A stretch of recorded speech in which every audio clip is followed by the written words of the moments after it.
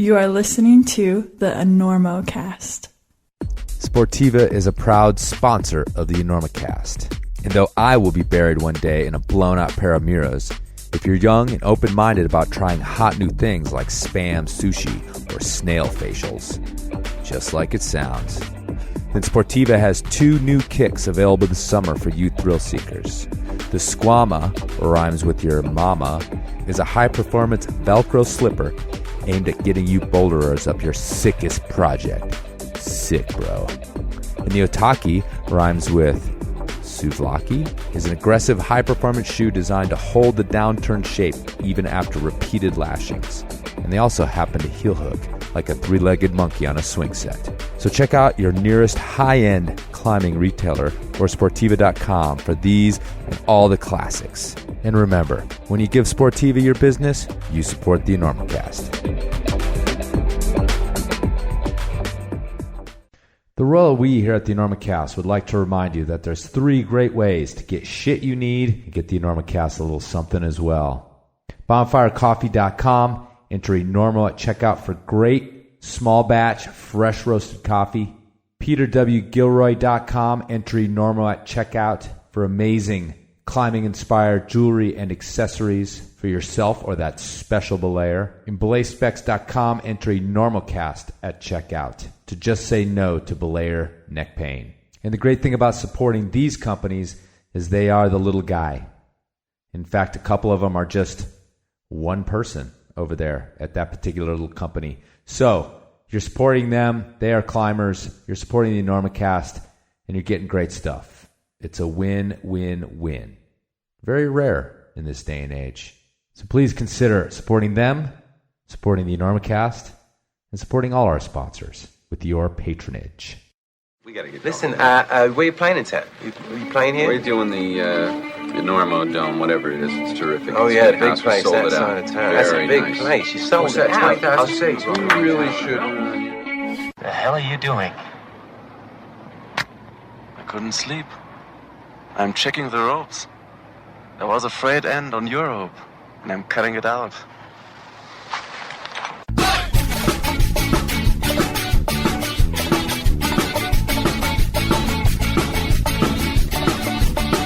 Good weather, bad weather.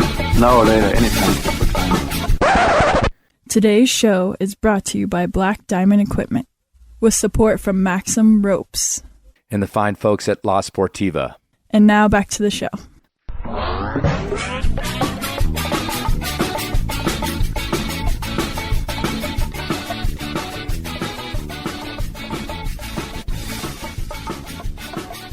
Hello and welcome to the EnormoCast. This is your host, Chris Kalous. Yeah, it's early. Well, not really. It's about 8 o'clock on September 11th. Always strange to say September 11th. It's such a hideous brand, September 11th. Yeah, it's early on a Sunday morning. That's what's strange about this, actually. You know, that's the way life goes nowadays here at the EnormoCast headquarters. But enough about that. Today's episode is episode 112, I think, of the EnormoCast, a conversation with Jean-Pierre Ouellet, a.k.a. JP, a.k.a. Peewee Ouellet, the crack master from Quebec. Pretty sure the first Quebecois on the EnormoCast, so glad to have him here. Thing I want to tell you guys is that I am going to be attending the American Alpine Club Cragging Classic in Devils Lake, Wisconsin at the end of the month.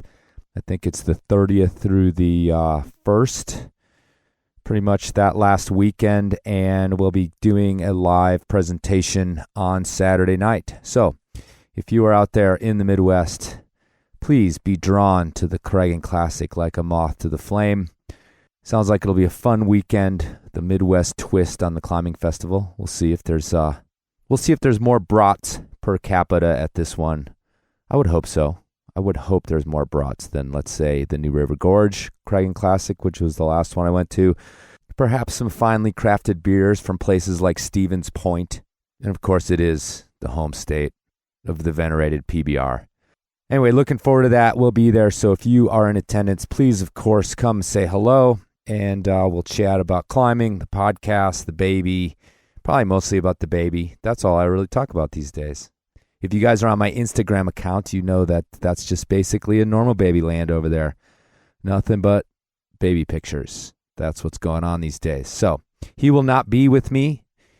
I'm sure some people just decided not to go because the baby is not going to be there.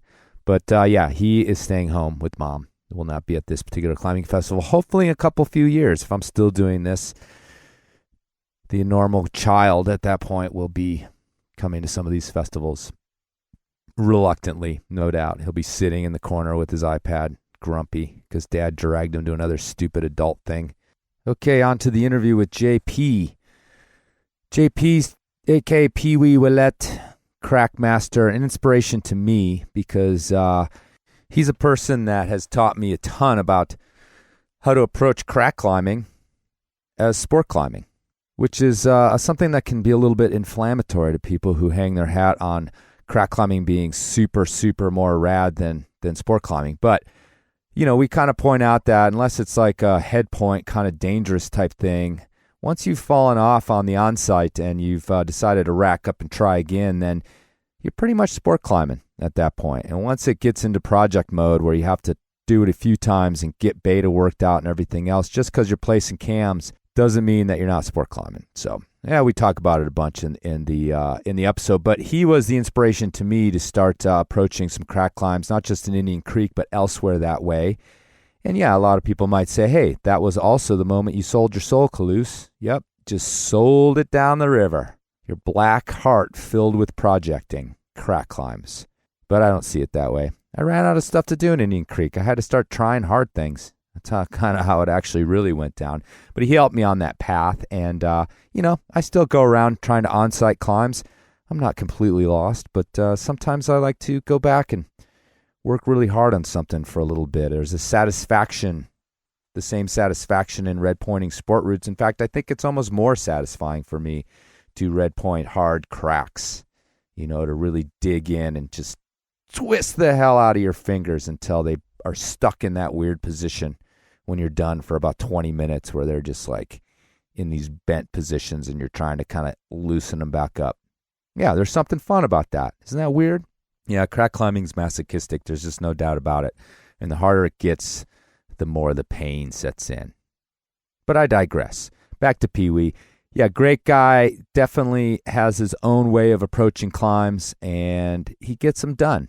He does get them done. Now, he's going to give us a few little tricks of the trade in here. A couple of them you might find a little bit shocking, especially you dyed-in-the-wool tradsters. But, you know, you might have stopped listening already when I called crack climbing sport climbing. So, anyway, I think you'll enjoy this one. Nicely accented Enormocast from Peewee Ouellet.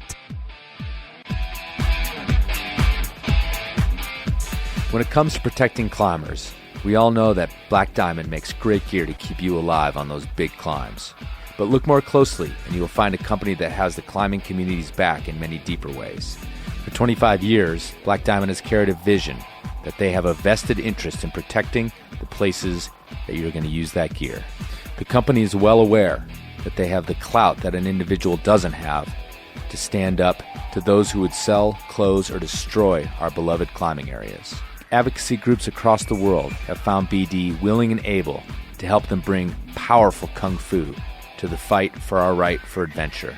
So look to Black Diamond for the best climbing protection that money can buy, and know that they are working to protect the climbing areas where you're going to use it. But yeah, I was just mentioning that you were on the listener, or no, it was a live Call a Canadian. Yeah. And that was quite a while ago too. It was like 3 or 4 years ago. 3 or 4 years, yeah. Yeah, with JT. Yeah. So, yeah. Funny thing with that is that JT had emailed me the day before saying, we might call you at around 10 or 9, something like that. And in my head, it was at night, because I thought that the show was at night because it's supposed to be live.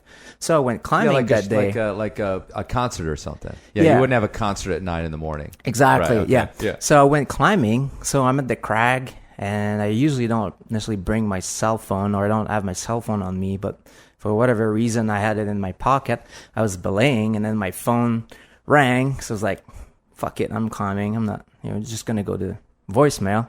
And then I think he called 2 more times. So I was like, maybe it's something work related or it might be something urgent. So I just look and it was JT. Right. And you're like, oh. And then he called another time and then I answered, but I was at the crag when we did that thing. So it was it's funny because from my end, it was sort of JT's bit, and we'd done one with Sonny the year before. So this was like part 2.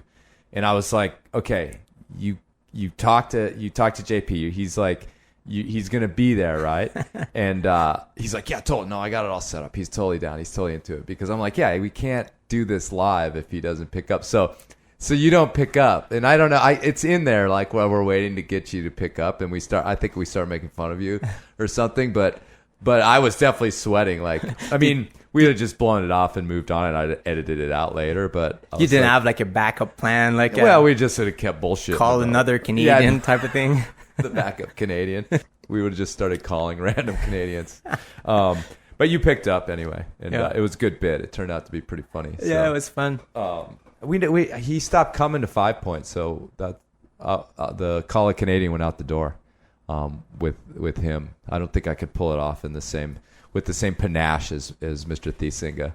Yeah, he can be pretty harsh on Canadians sometimes. And didn't we quiz you? Yeah. Oh, no, we told you about your cousin. Yeah, the like professional wrestler or something like that, or was she some slash stripper maybe? Yeah. Well, she's one of those gals like working that kind of business. Yeah, Ouellet, like Jessica Ouellet or something like that. So. Still haven't met her. No, she's a really far cousin, I assume. It's far enough. Yeah, hopefully. Right? Yeah. Even in Canada, there's laws against that, right? It depends on Montreal. Depends on where you live. If you're far from the city, people are fine with it. Right. Yeah. Okay. Cool. Anyway, the other thing I wanted to mention to the listeners out there, and a very few people probably even remember this, or I know there's some listeners that have been here since the pre-dawn of the Enormocast, but Peewee was a interview I did on my old podcast, which was called Off Belay, and for various very dramatic reasons, it disappeared off the internet completely. And he thought that because he was almost the last, you were almost the last one. Yeah. And so you figured that it was killed because of the unpopularity of your episode. Yeah, that's what I assumed, I thought people say, we can't understand anything he's saying. His accent is so weird. You barely speak English. And I thought it probably just went away because people were like, he ran out of good climbers. Now he's just interviewing whomever I he can did the find. best. Yeah. And then I had to go find you. No, it died for various reasons that will not be recounted. And what's going to happen with Off Belay, because it's not out there anymore, and is this going to be, once I die, it's going to be like the posthumously released tracks, the vaulted tracks that they find, like we're going to see like 25 Prince albums in the next 5 years. That'll be my the lost tapes. Yeah. Come back out. So you'll be famous once again. Why is your new podcast not called On Belay or Belay On? I thought about that, but I actually kind of wanted to just do the full reset. Maybe Uprope Slack would be good. You know what actually I thought would be a cool name was The Runout. Oh yeah. But therunout.com is this really cool kind of underground punk music blog. Huh. And it's very current and very going on. And so, I figured, not that I probably would have any legal problems with that, but I don't know. It seemed like a lot of people searching out my thing would find that, even if I changed it to therunoutpodcast.com or whatever. So I figured they kind of had, it seems like a really cool blog. Yeah. And so I just kind of I'll back off. And you don't want to mess with the punk crowd anyway, you right? Definitely don't. No, that's not cool. Yeah. You'll at least get spit on. Yeah. But yeah, so I ended up not naming it The Runout either. I like the Enormocast anyway. Thanks. Yeah. I just had to explain to someone the whole background behind how it got named. And I think that can be found in episode 50, but it's obviously a Spinal Tap reference. The first lines of the intro is from Spinal Tap. Now, I guess probably a lot of people don't know that either. There's the Clint Eastwood, but right before that, it's the Spinal Tap Enormodome quote, which is where I got the name. Yeah, I think it's good that you explained it because probably most of your crowds is, younger than 30 years old, so they have no clue what you're talking about. Yeah, because that came out in 1984, I think, that movie. But you know it. Do you know it? Barely, yeah. 78, so Yeah. I was pretty young. Well, it wasn't very popular when it was in the theaters. It's definitely like a cult film, and as a musician, I don't know, you need to get down with that movie. I'll try to look it up. Check it out. I don't know if there's some French subtitles or anything like that, so or dubbed. It'd probably be absolutely hilarious. Dubs are fun, yeah. I have a pretty good story with dubs. Is when I was a kid, I used to be a big fan of Arnold Schwarzenegger movies, but I didn't speak English, so Right. I was listening to the subtitle, not the subtitles, to the dub, in French, and it's that same guys that always does the same actors, Right. And then maybe a couple years ago, I was in a hotel room and the first time heard his real voice. I was like, oh my God, that's his real voice. So there's a guy, a French Canadian actor who's pretty much like always Arnold Schwarzenegger. Yeah. As the voice. Yeah. He's a voice actor. Yeah, and he also does like washing machines commercials. Oh, really? And, yeah, that kind of stuff. So this guy's like a kind of well-known celebrity. Yeah, somewhat. Yeah, that's Yeah, cool. yeah. So that's pretty good. Yeah. It took you that long to see a Schwarzenegger movie in English. Yeah, I kind of stopped Schwarzenegger movies for a while. And Yeah, then, I think everybody did. after Commando, I went awry. Is that pre or post Terminator 2? Terminator is probably the best one he's done. Yeah, That's a it's pretty after. good film. Yeah. Well, Terminator 1 too. Anyway, this is not a movie podcast. We are supposed to talk about climbing eventually. But anyway, I've known you for quite some time, and I don't know how we met. Must have just been climbing in the creek or something. We Do you met remember? at the creek, climbing that really famous thin end crack. It was Sacred Cow, maybe? Sacred Cow. Yeah. You were with Oliver. Yeah. Yeah, that's right. Okay. Yeah. And I was with BJ and those guys. Yeah. Yeah. And you had to ask me, I think, because we were talking in French. Me and Oliver were talking in French with each other, but we This were was using... BJ that asked you this question that you're going to say. Oh, I okay, think. yeah. We were using like French. I mean, we were speaking French, but using some English words for describing like a jam, Right. or finger lock or ring lock. And then, so BJ asked me if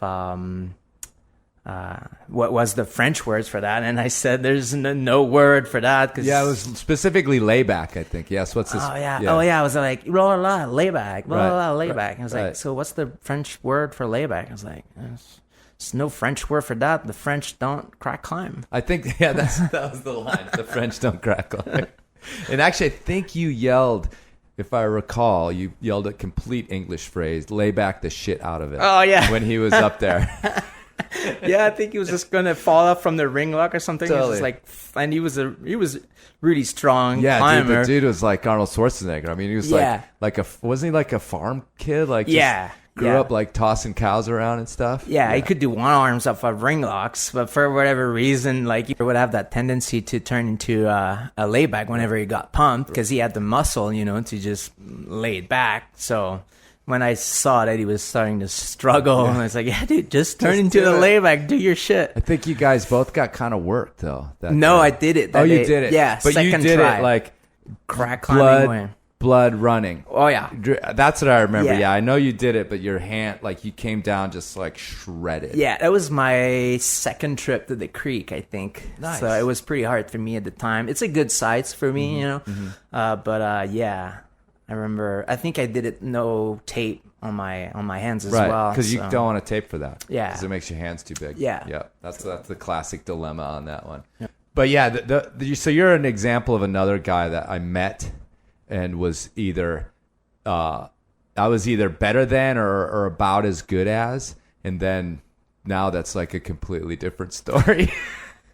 Who's I just talked? Oh yeah, Brad Gobright was just on. And nice. Yeah, and when I met him in the creek, I could like climb a little better than he can, and that ship sailed like way out of port now. Like, I don't even go near that kid on a rock climb. Well, we all have have that situation. I climbed with Alex Arnold on his first trip in the creek, and honestly, I was way better than him. But for only that, probably 3 months of my life, and then now he's like who he is, and he's one of the best crack climber in the world. But yeah, it's actually funny that I've used that comparison of you guys both have a film about climbing down in the North Wash, and they're both awesome, and like you guys both send, but and you're laughing because like the difference of like you're just like screaming and yelling and like throwing jams. Now, mindfully, you were sick. Yeah, I was. Yeah, you were like you had been locked up in a hotel in Green River, like puking. I almost flashed it too. That's the thing. Okay. And then I saved it for the. So I went there with my climbing partner, and then I got up it, and I fell at the top, and it was late in the day. So I was like, and James Q Martin. Was supposed to be there to film, but he couldn't make it the first day. So I was like, I'm gonna save the sand for the movie, for the film. You'll actually get the sand on tape, not have to recreate it. Yeah, because it's more dramatic and all that. How'd that go? But then the next day I got sick, and then so I couldn't climb for like 5 days. And then when I went back, I was still a little bit sick. I had a really rough time to get back up to the climb. Like the hike is pretty steep, and I was drinking cough syrup. I don't know if it's even legal. It might be like it's a legal drug, but it's not legal to send with that. It's like a little boost. Like oh, you mean like it's a performance enhancing drug? Yeah. Right. So we're gonna strike that one from your record. Yeah. There's an asterisk by the send of No Way Jose. Yeah, with Tylenol sinus or something like that. So I would take the cough syrup between each burns. And I remember one day I went around the corner and I had to puke. So it was pretty bad. So it took me like maybe 3 more days to send it, but I almost I went on it on my first try. Yeah, but no one was there to film it, so it didn't happen. Yeah. It didn't happen as far as the internet's concerned. Yeah. So yeah. But it is. I mean, that's totally cool that you like. There is that caveat of like being really sick, but it makes for like. And meanwhile, not only is he not sick, but like. I mean, isn't he just hiking? Isn't he just like talking like through the crux moves, like talking about how good the jams are? Yeah. Something like that. Yeah. It's ridiculous. Yeah. Or maybe that's on Trail of Tears, the other hard crack there. But there's a point at which he's just like, oh, these jams are really good. Yeah. It's like, wonder what I'm gonna eat for supper. It's like when he's the video of him soloing the Moonlight, that where he's chatting along in that one section that I fell off of multiple times. I'm just like, okay.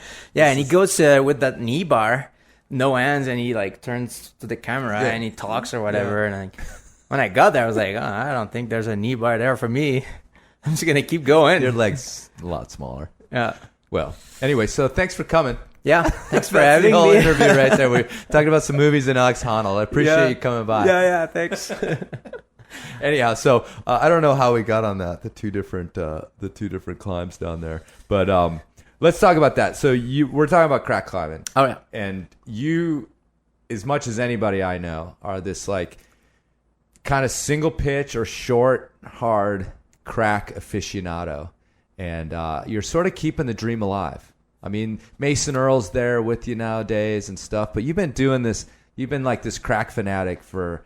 I mean, how long have you been climbing? I've been climbing 20-something years, 22 years, 21 years. Yeah, and I'm sure it was always part of it, but it really feels like in the last decade, even maybe since I saw you, and since maybe I recorded our interview in Rifle, like the last few years. I mean, you've been just like going around seeking out these single pitch, like super hard crack climbs, and mostly sending them. I mean. Maybe we don't hear about the ones that we never get. And it's been pretty amazing. So what is it like? Talk about that obsession. And I think it's pretty safe to call it that with you. Yeah, and perhaps healthy, maybe not for your joints. It's like a collection. Yeah. It's like instead of collecting stamps or rocks, I collect cracks. Right on. Yeah, I'm a collector. Yeah. So what can you like talk about what it is about that type of climbing that's fascinated you, at least in the last few years?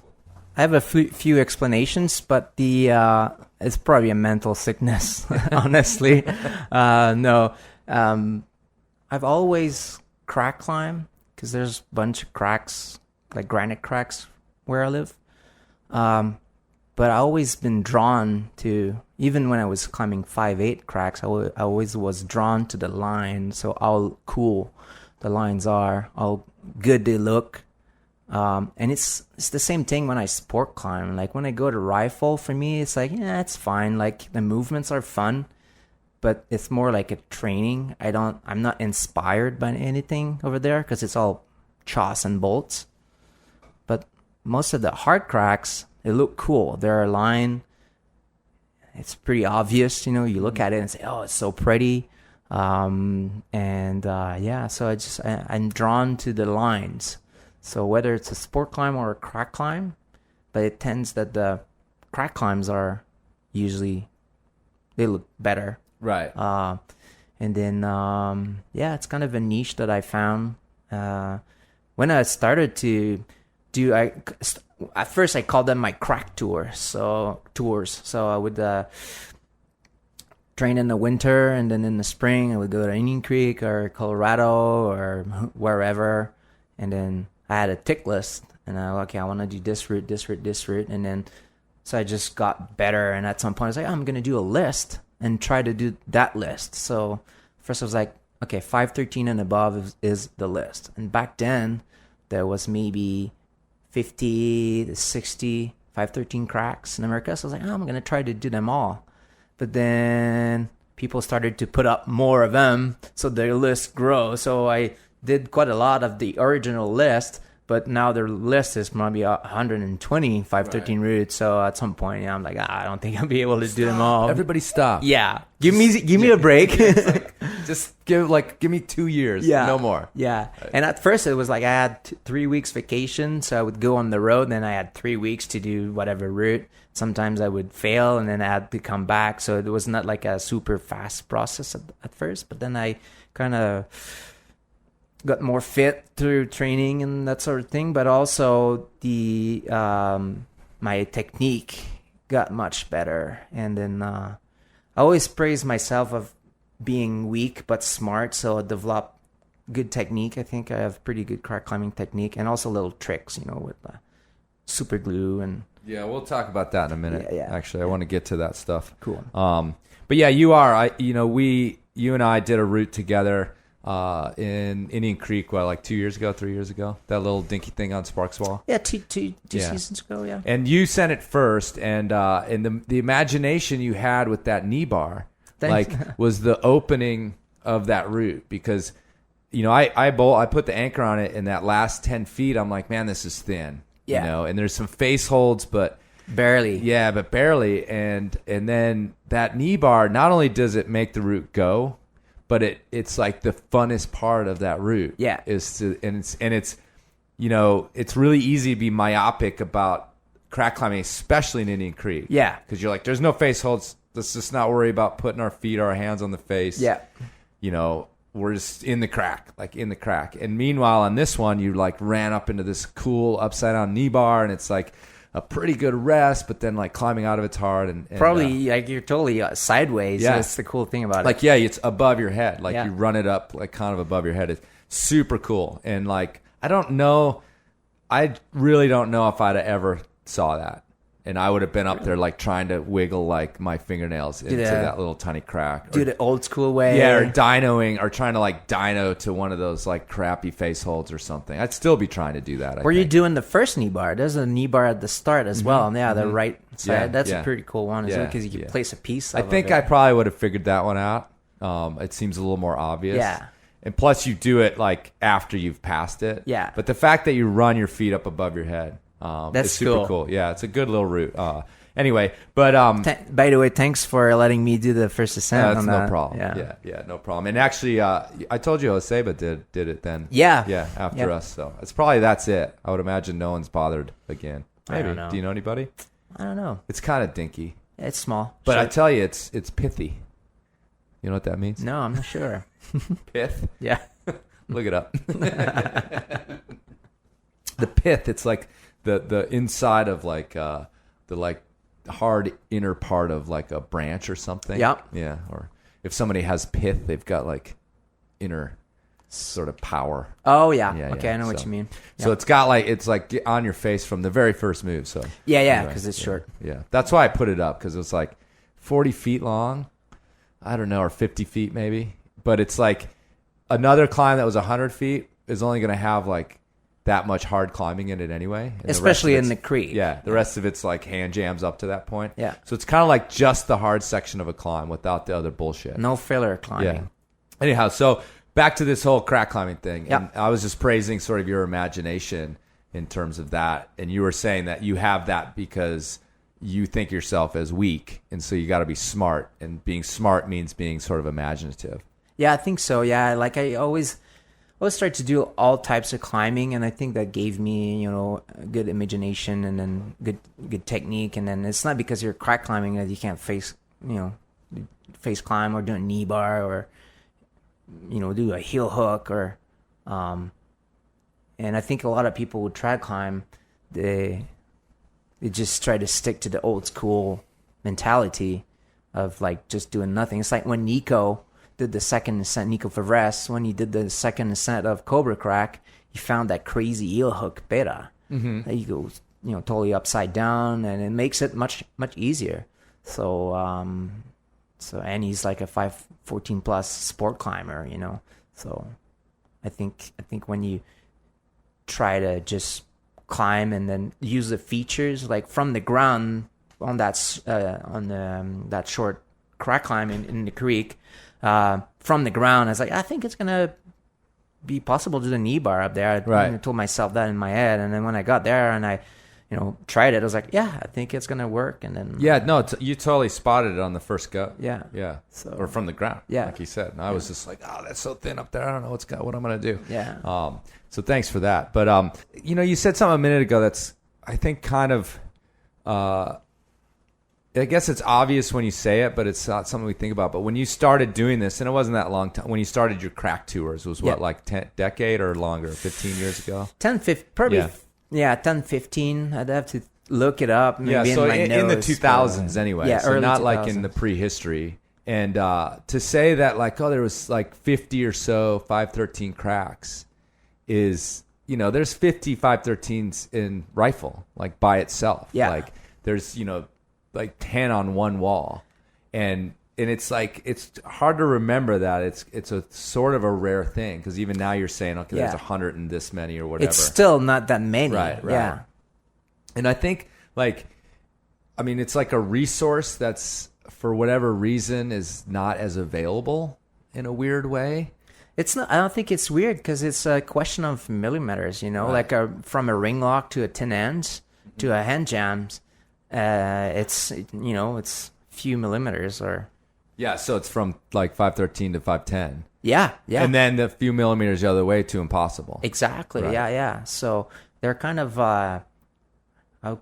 maybe hidden treasures or like rarities, like you say, but I like to call them like my trophies. Right. It's like they're pretty rare, and then some of them are kind of a pain in the ass too to get to, and they'll be by themselves, no warm up. Like no Ouellet, there's that shitty 511 to the left of it. You can barely warm up on it, and then because it's like kind of shitty climbing, right? Like bouldery to a 5.9 hand crack, so you can't really warm up for a harder climb. So you get there, you're like doing push-ups or something. Yeah, your legs are well warmed up from the hike, but that's about it. So some of them, and then your partner must be like a really generous person who wants to just come along and belay, or someone who's gonna want to try it with you. Yeah, I was gonna ask you about that. So on these crack tours, like, who the hell's going out to do all this stuff with you? Well, a few generous friends who basically what I have done in the last couple of trips, I was tired to just go to the local coffee shop and try to find partners. I would just like exchange a day of belaying for a day of belaying. So, my friend have, some of them have projects and be like, oh yeah, I'll belay you all day on your project. I'll be your belay bitch. And then you'll be my belay bitch the next day. Okay. So my girlfriend also, whenever she has time off from work, she's belayed me on a lot of them. And then I have a bunch of friends. Yeah, it can be found, like people who want to work on the same thing. I mean, yeah. And that kind of worked for us when we were up there at Sparkswell, because I had that other route I was trying to do. Yeah. So yeah, and the thing about it is that it's the modern thing is like it's crack sport climbing, and so a place like Indian Creek, at least you can. Sometimes there's other routes on the wall for somebody to do, just like you might go sport climbing, and each has a different project. Yeah. But you're right that some of them are out, all by their lonesome, or I mean, like Sphinx Crack is sort of its own thing. And nothing else on that wall. And there's a lot of them like that. Even around Moab, like I've done a few routes there that like Conceptions by itself. Conceptions by itself. Like I said, No Way Say Trail of Tears is by itself. Yeah, totally. It's all pretty long approaches. Mexican Snow Ferry is somewhat by itself. So some of them are kind of tricky to access to those big roofs. Necronomicon, and then some of the other long roofs down in Moab. Like way down in on the White Rim. Yeah, these are. I mean, they're all concentrated, but they're all like 513 roof cracks, right. or 514 roof cracks. So how many do you keep meticulous records? You probably know how many 514s there are too. Yeah, more or less. Yeah, that's like a rare gem. Yeah, so some of them are not 514. Sure. Some 13 plus are 514. Right. It's always a question So it's always a question of like finger size and all that. But I think the granite cracks are not quite as size specific as far as the grade goes. But it's can't remember exactly. I haven't looked at the list in a little while since I'm injured. But you don't want to beat yourself down by looking at the list. Exactly. Makes you feel bad. Yeah, but I think it's around 10 maybe. Yeah. So in America, there's a few ones that the white boys, Tom and Pete, have put up in Italy and and there's a few in Norway and that kind of stuff. But did the one that the Swiss cat. The Swiss cat that went in the monastery. The green spit? Yeah, did that hold 514? It was called 514. Yeah. It's probably 13B. Has it been? Yeah. Maybe C. Yeah. Okay. Yeah, I was just curious. Yeah. Didier. Yeah, Didier. Sorry, Didier Berthoud. Yeah. I don't know why I spaced his name. We hung out a bunch. Yeah. He's another guy that took one of my routes. Learning to fly. Huh? Yeah. I gave it to him too. So anyway, that's a whole nother story. Yeah. So we're talking about this resource that's kind of rare. And the other thing that, crack climbing, everybody calls it trad climbing because you're placing gear. Yep. And it's a traditional style. But usually on site. Yeah. And that was the old way, right? Yeah. It was done ground up. And the thing that has changed, and maybe that's helped, when you started, there was 50 of these things. Now there's 100 and there's some more 514s, is that not just that they were found, but people were willing to apply sport climbing tactics to the crack climbing, which is kind of it's funny to call them trad climbs, and I always sort of make this kind of cranky point that Indian Creek's like the biggest sport climbing area in the world. It's more sport than sport climbing. It is, because you don't even have to get to the next bowl. Yeah, personally, I don't call crack climbing trad climbing. It's crack climbing, right? A real send is placing the gear in my mind. Yeah. But it's crack climbing. It's totally different than trad climbing. Trad climbing, it's almost more like in the mountains nowadays. Sure. Yeah, and this would be the rest of the show. And I've always wanted to kind of get into this, but the whole trad climbing ethic has more than just the gear. It was originally the ground up idea. You don't preview. And in the very beginning, you weren't even really allowed to try again. It was on-site or nothing. Yeah. And hang dogging was out and all these different things that are accepted. But, the other thing is that there's plenty of bolted routes that are not sport climbs. Yeah. So the bolts don't define sport climbing, and I don't think the gear necessarily defines trad climbing because it's more of the approach. And the approach meaning that, you work the climb. You climb it, you get to the top, you might top rope it if it's possible. Yeah. You get the gear worked out. You try a few times, you try to do the red point, then finally one day it all comes together. You place the gear just right and you send the thing. That's like a sport approach. Yeah, if it's a safe route, meaning like if you work on the R route, or R-rated route, you still have the trad feeling where like falling can be dangerous and then there's some adventure to it. But when you're red pointing a crack, you know exactly which piece to place where. There's a tick mark for your cam or for whatever piece you put in the crack, and then it's in order on your harness. Yeah, totally. It's not much harder than clipping a bolt, so it's definitely crack climbing. I think it's a sport in itself. Yeah, for like sure. Sport climbing, or it's like a subdivision of trad and sport climbing. I think, but it's important that I think that you maintain this as best you can, and definitely don't misreport. But the one thing that does hold true to the ethic is the idea that the best ascent is placing the gear on lead. Yeah. And the pink point, which I don't think people use that too much more in sport climbing, because it used to be that like you were supposed to place the draws. Yeah. And Yeah. Remember? True. Yeah. And if you didn't, then it was a pink point. Yeah. And that's like so out the window. Like you look like an idiot if you insist upon it. Yeah. But with crack climbing, it's still an important distinction because I think it is a lot harder. Yeah.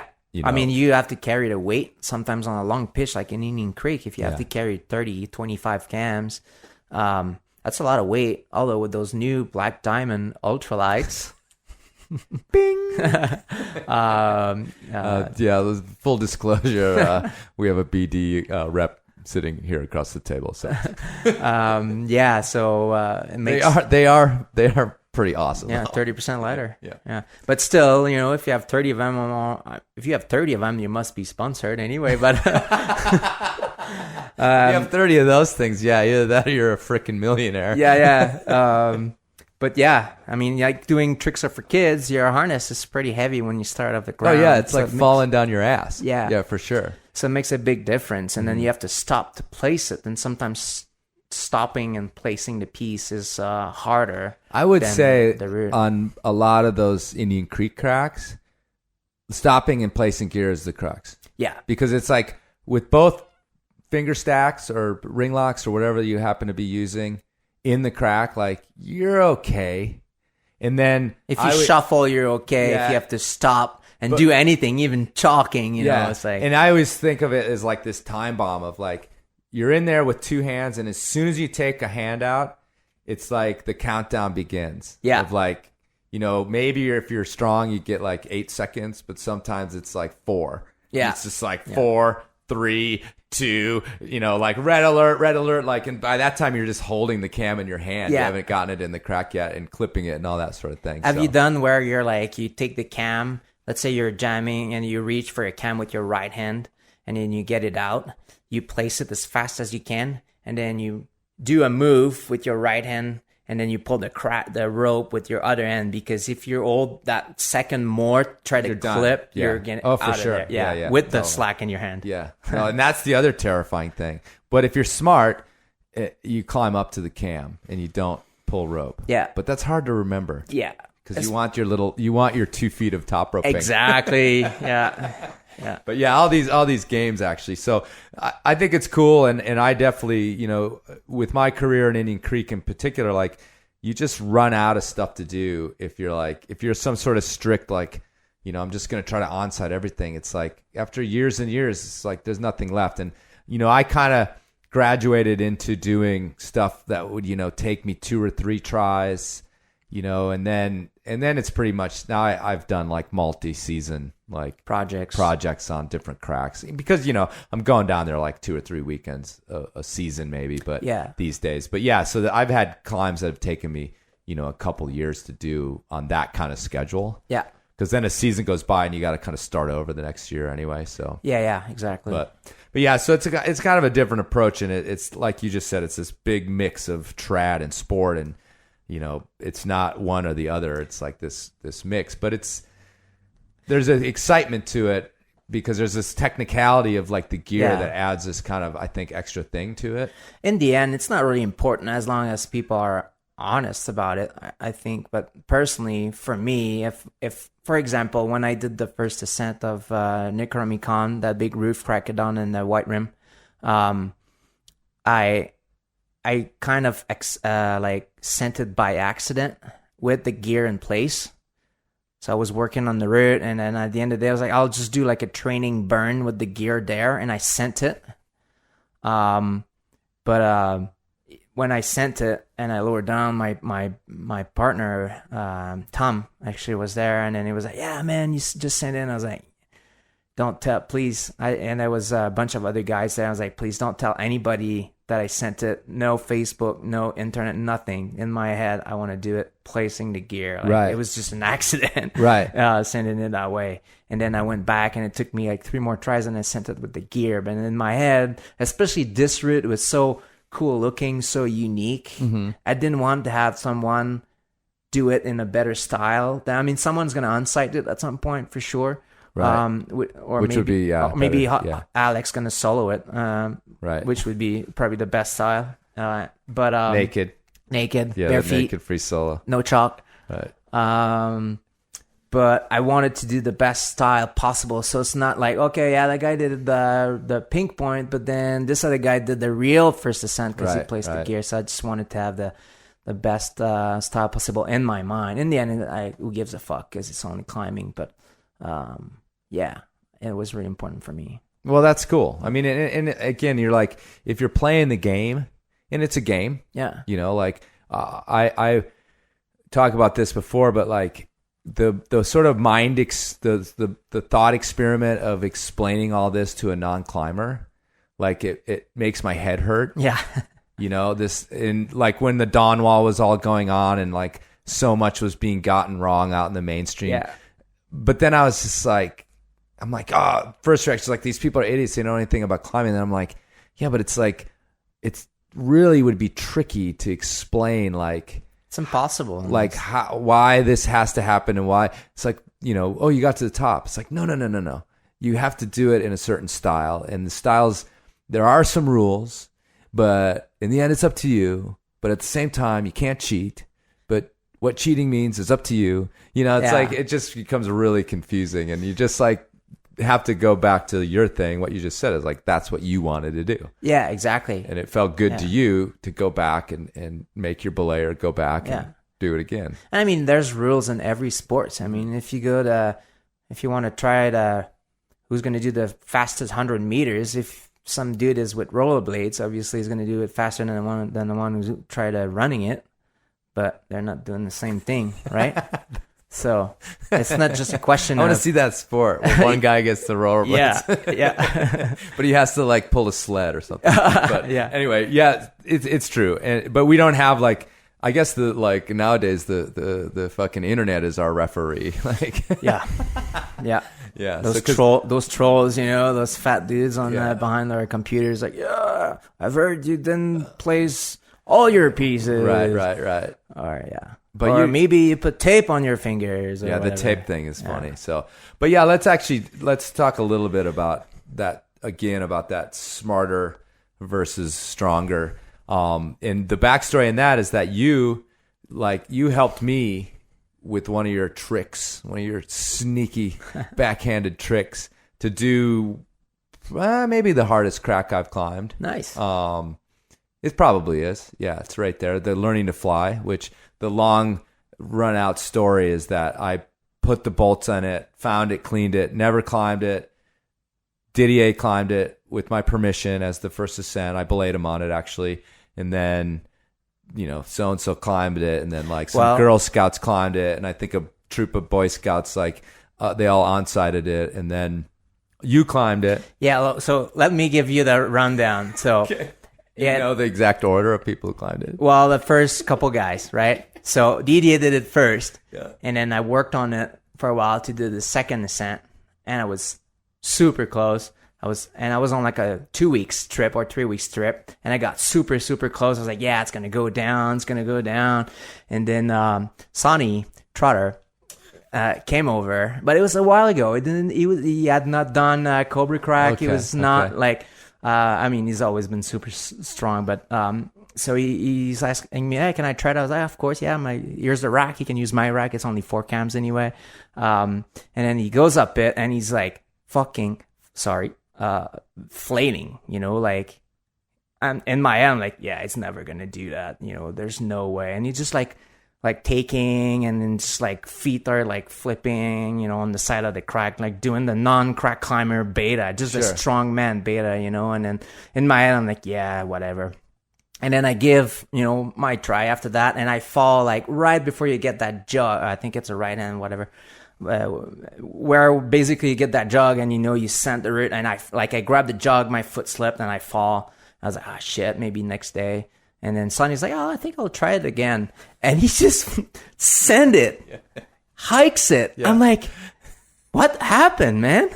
So Sonny did the third ascent, and I did Sonny did the second, and I think I did the third. Okay. Like a week later or something like that. Right. And that's when the Boy Scouts came. Yeah. And then everybody's like doing it, and then it got non-sided a couple times, and it's downgraded now. Yeah, totally. So, but I ended up finally doing it, and that was my story. Is that I would try it, I would tear the a big flapper right behind both my cuticles. No like beta, you know, whatever I remembered from like the year before. And then that would I might like try a bloody top rope, and then I'd go home, and that would be the end, because it'd take me like a month for my fingers to grow the skin back. Yeah, to grow the skin. I mean, it was done for the season. Yeah. And then maybe I'd come back the next season, or maybe I wouldn't get to it, and I'd be there like the next year. So I like tried it that way for several years. And it's funny because I had watched Didier on it, and I was like a pretty steeped trad guy when this was all happening. Like, I wasn't much of a sport climber. Like, I'd clipped bolts, but I'd never like embraced the approach. So I was climbing sport climbs like I was climbing whatever. Right. But I watched him, because he went up and he worked it, and he moved, he like, you know, found the jams, and it looks totally uniform, but there are like this tiny sweet spots. Yeah. And he'd tick them, and he'd like get it all set up, and he was sort of like the crack master. Yeah. At that point. Yeah. His brief like career in the spotlight. And you know, I saw it, but I guess I just didn't internalize it, because I was still like, you just throw your ass at the thing and try as hard as you can. And if you fall, it's because you weren't trying hard enough. Yeah. You know, And every time it's different jams, different sequence. It's just whatever feels okay. And so you schooled me not only on that, but then you gave me the tape with super glue beta. Yeah. Now, and I know you've probably gotten hell for that. For sure. On the internet. Yeah. And I don't know on the internet, but in person. Yeah. Okay.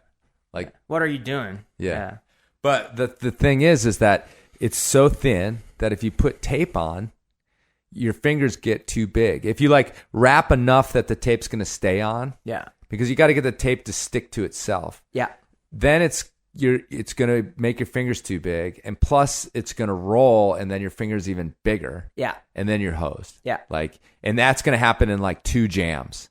Oh yeah, for sure. Especially if it's a little bit warm. Yeah. So the deal with the super glue is that you put it like one layer glued to your skin. Yeah. And there's no overlap. No overlap. Yeah. Right. Or like barely. Yeah. So it slides in really easily. Yep. Yeah. It doesn't roll up. Plus you showed me, you actually like showed me the anatomy of my fingers, and that right behind the knuckle is actually thinner than the knuckle. Yeah. So if you put the tape there, it's still not as thick as the knuckle, so it's not going to be the difference. Yeah.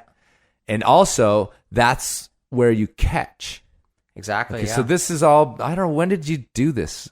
Like, it was in Rifle, or I don't know where you were showing me this. Yeah, I think it was in Rifle. But maybe, I don't know when it was, but you had me all schooled up. Maybe it was when I interviewed you. Maybe, yeah. But you had me all dialed in. And because it was about that long ago, about how to get this all done. And I was skeptical. But here's the thing, and you can say it's cheating or what, but the thing it does for you, or for me, it did for me, is I got to try it more than once in a fucking season. Exactly. Because honestly, most of the cracks are easier without the tape. The thing is that you'll be able to try it only once, right, if you do it that way. So yeah, so I get up there and I gave it my all like I would normally do, and then I came down and like my hands were fine, or not fine, because you're stuck in that jamming position for about 20 minutes after a go, but I was able to try it again, and that allowed me to go up there and sport climb it and stop and make the moves and find the jams and like sequence it, lower down, get the sequence, decide like this is going to be my beta for now.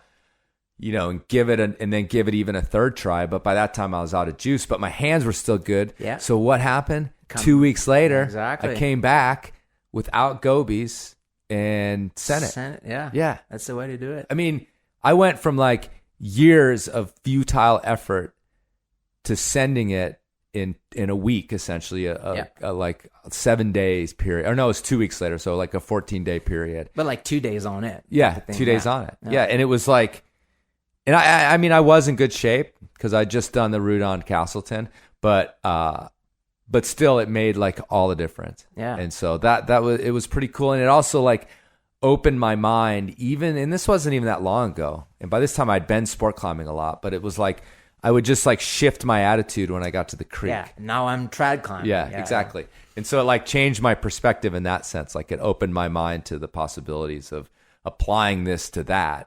And then you can just start thinking about big routes that way and all sorts of stuff. Yeah. So, well, you got any other tricks in your bag, Dad?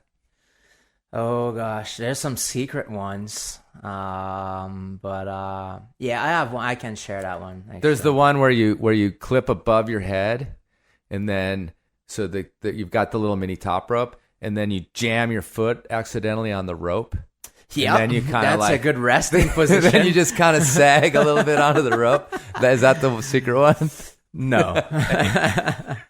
There's a few ones, but sometimes on the route, like it doesn't really work anywhere else but in Indian Creek. But if you do like a super long pitch, like some routes over there are like 45 to 60 meter long for a single pitch. So sometimes you'll have a really hard section that you can't do with all the rope, the rack, on you, the weight of the rack. So I put up that snow Mexican ferry like that. Is like Mexican snow ferry. Mexican snow ferry, yeah. Which is not a slander, because that's a slander towards me. Yeah, it's a slander towards you. But yeah, the hardest crocs is at the start. And I couldn't do it with the whole rack because it's a 45-meter pitch. Right. So I would bring just enough cams to get to the first rest, which is right after the crocs. And then I had a tagline on me. And from the pod, there's like 2 good hand jams. I would haul the rest of the rack from there.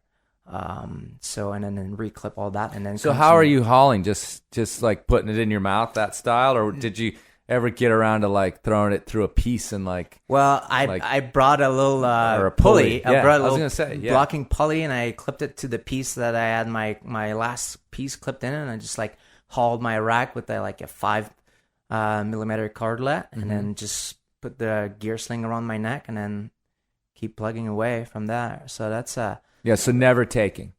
Never taking. Yeah, and that's the game, right? You're playing the game that way, and that's if you haven't sort of climbed in Indian Creek, or you haven't climbed hard, those climbs, again, I talked earlier about how that climb that we put up was like all hard from ground to top. But a lot of times there's a section, and then as soon as if you're climbing like 1 inch crack, purple Camelot kind of size, as soon as you get like a opening that you can get your hand jam in, and a lot of times the little pods are actually like these bone lock. Yeah.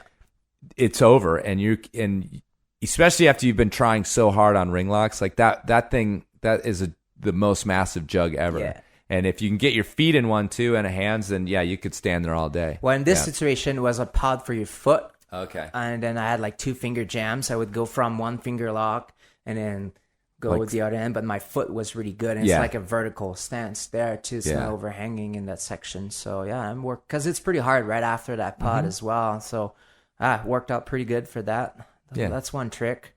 Another trick is like it's going to be 50-50 on that, is that You know, sometimes when you climb, like for me, let's say it's that purple size. You know, I have like medium sized fingers and like a baggy purple, like 0.5 Camelot, Black Diamond Camelot is Who makes that? Black Diamond. Okay. Yeah. So you have to put a lot of tape on your fingers, right? Like a couple. You say that like not Wraps. Wraps, Like, yeah. So a couple wraps, so it's the right size and it jams well and it protects your skin and all that. But the problem with that is that the more wraps you do, the less you can bend your finger. Right. It's hard to clip. It's hard to like deal with the gear, and then sometimes it tends to roll. Even if you put the super glue, it tends to roll. So what I do. It's crazy. I don't know if I should say it. So what I do, I take. That's all right. The hardcore die in the wool track guys, they stopped listening. Yeah. When we started calling crack climbing sport climbing. Yeah. So they already shut it off. So you're good. You're fine. Okay.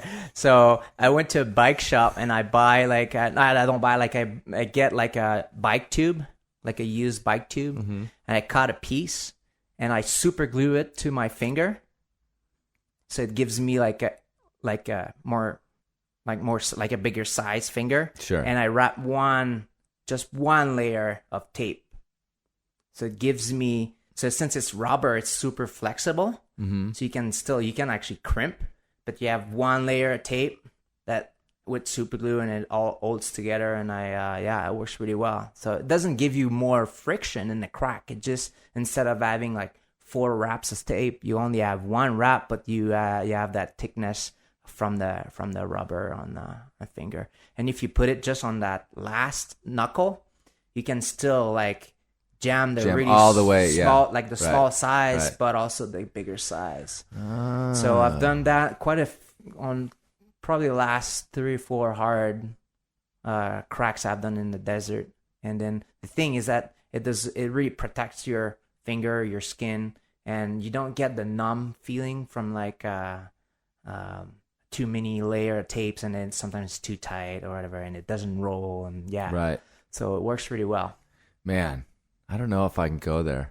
I don't know if my old trad self is ready for the bike tube. Yeah. I remember you telling me about that, but it wasn't really relevant for learning to fly because it would have just made my fingers too gigantic. I know some guys who adopted that. I'm not gonna throw any names, but I know some good crack climbers who are using the technique. Okay. What's the difference anyway, right? Because it's the tape that's touching the crack anyway. It doesn't give you more friction. So. Okay. Yeah. But yeah, so we'll see. We'll see what happens. I don't know where I'm gonna. Actually, that would actually work on that grim section of Trail of Tears. Yeah, but then I didn't use that on Trail of Tears. Well, because I think even though you can jam thinner stuff, it would probably be too much of a hindrance on the other part of it. The perfect route for that, for that tape technique. Okay. What for me was Pink Flamingo. Yeah, because it's a really baggy size and it's in a corner that you can't lay back. So I really had to get a little bit more jamming purchase with my. And all I did was I'd put like a pound of tape on my hand. Yeah. So what's the difference, right? Totally, yeah. So that's one thing I do. I don't use it on every route, but I'll use it if I feel it's gonna help me a little bit. And I like it doesn't like the shoe technique. Sometimes I'll wear like different shoes. Like let's say you're edging with your left foot, so you'll wear like a Sportiva Mura, like a nice like a face climbing shoe, like that edges really well. And on my right foot, I'll have like a more flat shoe for jamming, right, and whatnot. Usually more for granite climbs, but I've done that in Indian Creek on a few routes as well. So yeah, that's one technique. Have you done Hot Pork Sunday? Yeah. Oh, right on. Yeah. Second ascent. Nice. Yeah. How's that? It's good. It's not that bad for the little guy. The smaller fingers. Yeah. Because it gets really thin at the top. So basically, it would be, for me, I would describe it is like doing coin crack into learning to fly. Oh. That's about it. Like that sounds hard enough. It's tin hands forever, all the way to like a good pod. Right. And then from there, there's a purple section. That's always a crux for me.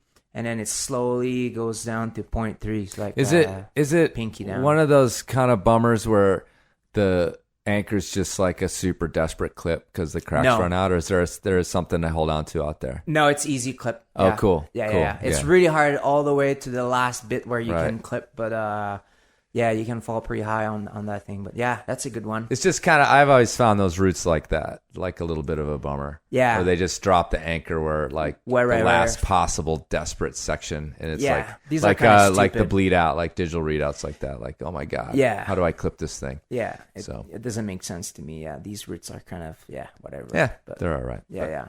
But yeah, no, I did the hot pork. It's a really good one.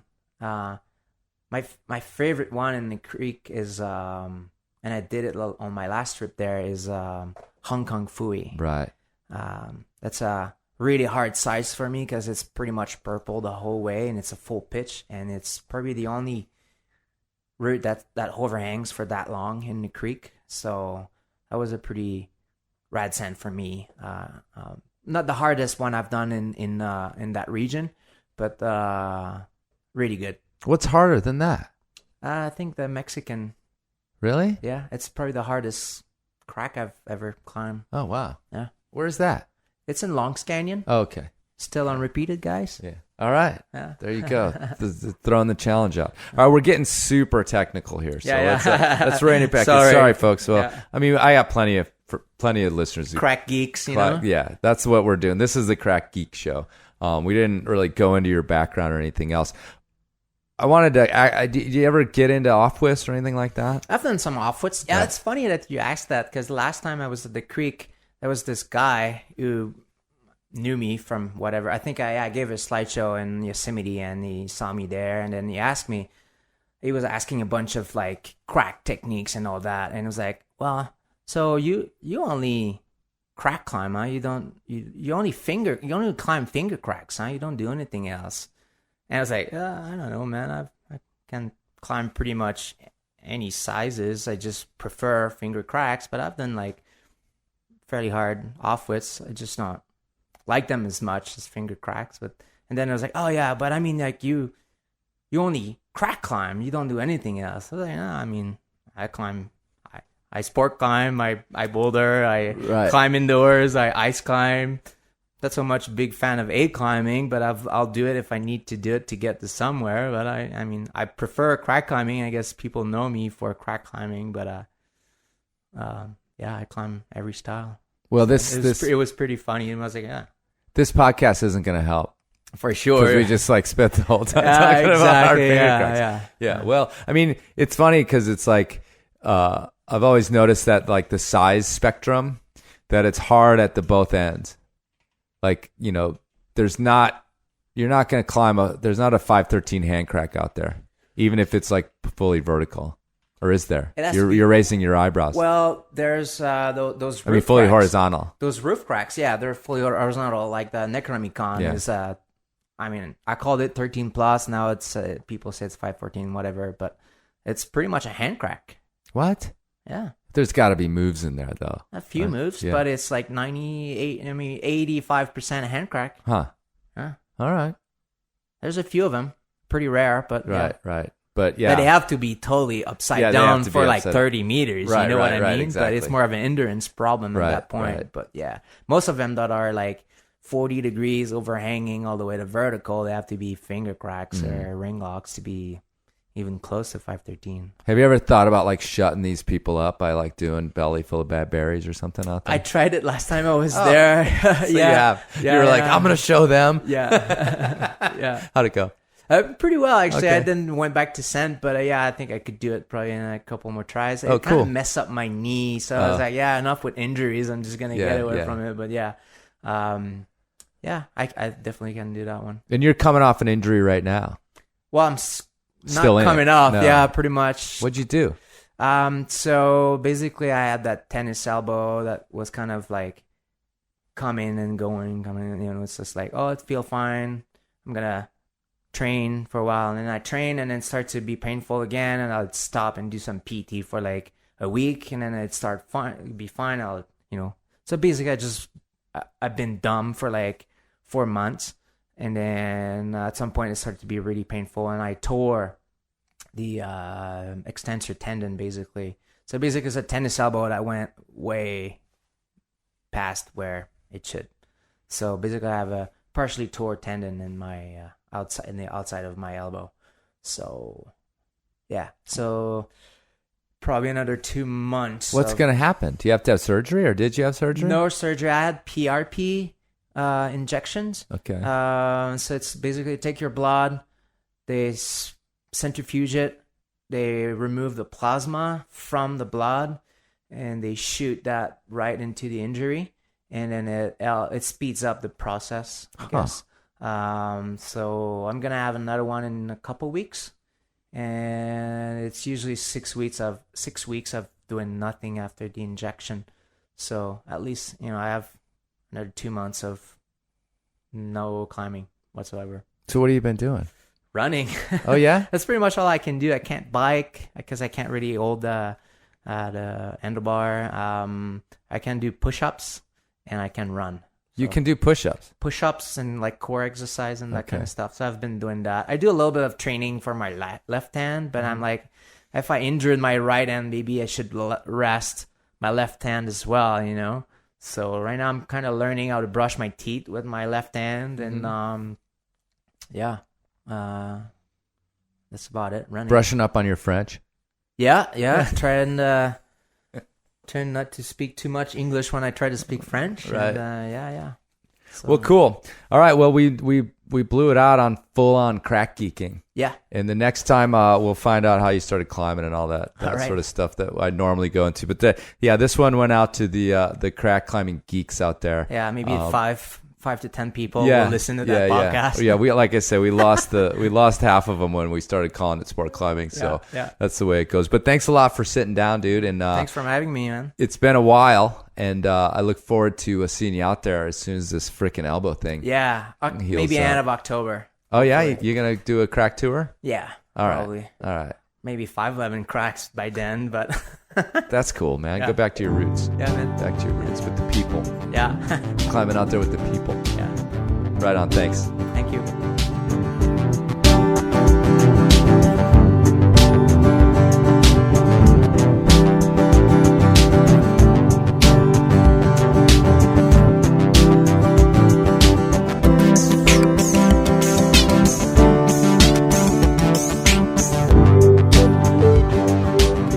All right, then. Yes, I had a good time doing that. I hope you had a good time listening. Thanks to JP for sitting down. He is a prince, that guy. He's a bit injured still, but he said, I'm going to come down to Moab and see what I can do, but I'll be happy to belay. Just hit me up. I will be happy to go out and belay you on your project. So he's a guy that he knows he owes his debt in terms of projecting some of these things and making belayers show up time and time again on these faraway, hard projects out there. Anyway, moving on. Listen, you guys, it's been a great summer for the Enormocast. Even with the baby, I've been managing to get these things out. I'll admit some parts of the Enormocast have been a bit on autopilot or no pilot. My constant gripe about my email account has gotten worse. Yes, the list has gotten longer. You've emailed me and I did not get back to you. Then I am a jerk, but I'm a jerk with a baby. So there you go. But please, it's been a great summer in terms of you guys, in terms of listeners. So please continue to promote the Enormocast to your friends, the people out there that have not heard of it. Your non-podcasting people, just get them on board. See if you can pop it in on the way to the cliff, and they like it. Maybe they'll join the tribe. Also, remember that I do sell. Well, I don't sell them, but I have T-shirts out there at adiac.com or search Normacast Apparel. You'll find that out there somewhere. Also, send me an address. I will send you stickers eventually. Some people wait a long time for their stickers, but they do usually show up. Although, actually, I get a lot sent back to me. I think dirtbags are really bad at giving me valid addresses. But, send me an address, please, especially if you're from another country, which I'm happy to send the stickers out to. But please parse it out in the email as it would be on the envelope. But that goes for you stateside folks, too, because it's the easiest thing is for me to cut and paste, and then I'm done. instead of having to recapitalize the things that you didn't bother to capitalize, write you back because you didn't put your zip code on it. Just put it right there in the email. Boom, zing, pow, you get your stickers. Okay. Thanks a bunch. See you in Wisconsin, some of you folks, and the rest I will see you at the cliffs as the fall is moving in. So nice. So nice. Went down to the Black last week. Yeah, I go climbing once in a while still, and had a great day down there. It was super hot still, but we climbed in the shade. Very nice. Very, very nice. I think that the Bermuda Triangle has gotten a little tighter still for me these days. Got to stay close to home. So you guys remember to check your knot. It's important. Look out for each other. No more tragedies ripping through the climbing community. Okay? Check your knot. That means so much more than just looking at your knot. Have you guys figured that out by now? It's the foundation of a whole system of taking care of each other at the cliffs. You get that? It's just the beginning. You check the knot. You look each other in the eye. You make sure the belay is on. You make sure you got everything you need. You run down the checklist. Are we ready for this? Is everything in order? Are we going to have a great day? Or are we going to have the most horrible day of our lives? Have the great day. And that starts with taking care of each other.